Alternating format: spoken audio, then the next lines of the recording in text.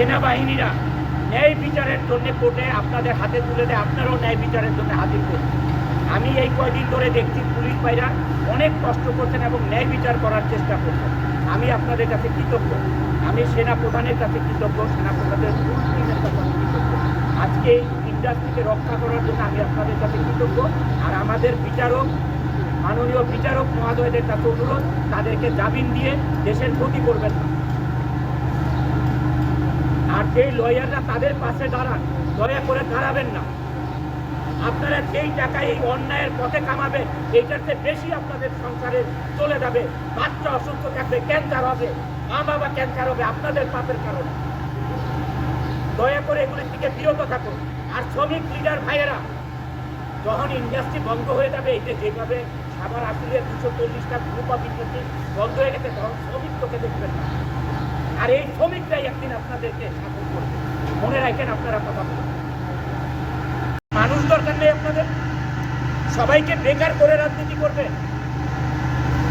মানে যত বেকার হবে তত আপনাদের পিছনে লাইন ধরে স্লোগান করবে, এটা চান আপনারা? এটা চাওয়ার দরকার নেই আপনাদের। আল্লাহকে ভয় করেন আপনারা, আল্লাহকে ভয় করেন। আপনারা কি চান? দেশের সবাই বেকার হয়ে যাবে আর আপনাদের পিছনে স্লোগান দিবে, এটা চান আপনারা? এটার থেকে বিরত থাকেন আল্লাহর রক্তে।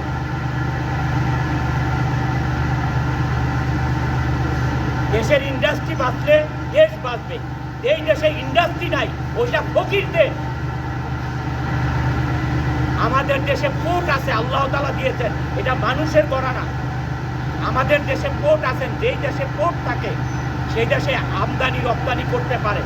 আজকে নেপাল আরেকজনের ধারে ধার করে তারপরে চাল ডাল নিয়ে যাইতে হয় দেশে, পোর্ট নাই। আল্লাহ তাআলা আমাদেরকে যেটা দিয়েছে, এই সুযোগ থেকে আমাদেরকে বঞ্চিত করবেন না। আমি আমাদের মাননীয় যারা বিচারক আছেন তাদের প্রতি আমি বলছি, এই ধরনের সন্ত্রাসীরা, যেই উকিলরা তাদের পিছনে দাঁড়িয়ে তাদেরকে জামিন দেওয়ার চেষ্টা করে, আপনারা তাদেরকে রুখে দাঁড়ান। কি কারণে জামিন দিবেন? তার দ্বারা দেশের কি উপকার হয়েছে? কেন জামিন দিতে হবে না? একটা লোক র্যাপ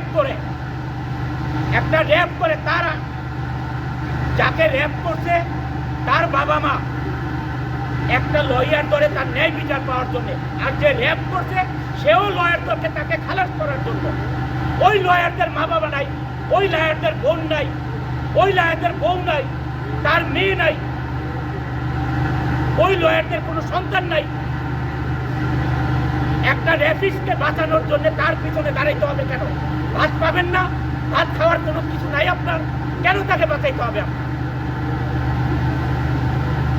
ওই লয়ারদের প্রতি আমি বলছি, কেন আপনার তাকে বাঁচাইতে হবে? আপনি তো জানেনই সে র্যাপ করেছে, তাহলে তাকে কেন আপনার বাঁচাইতে হবে? শুধু টাকার জন্যে, এই টাকা না কামাইয়া আপনার সংসার আরো ভালো চলবে, পবিত্রতার সহিত চলবে, আপনার ছেলে মেয়েরা ভালো থাকবে, সুশিক্ষিত হবে। খালি সার্টিফিকেট দেখাবেন আমি পাস করছি।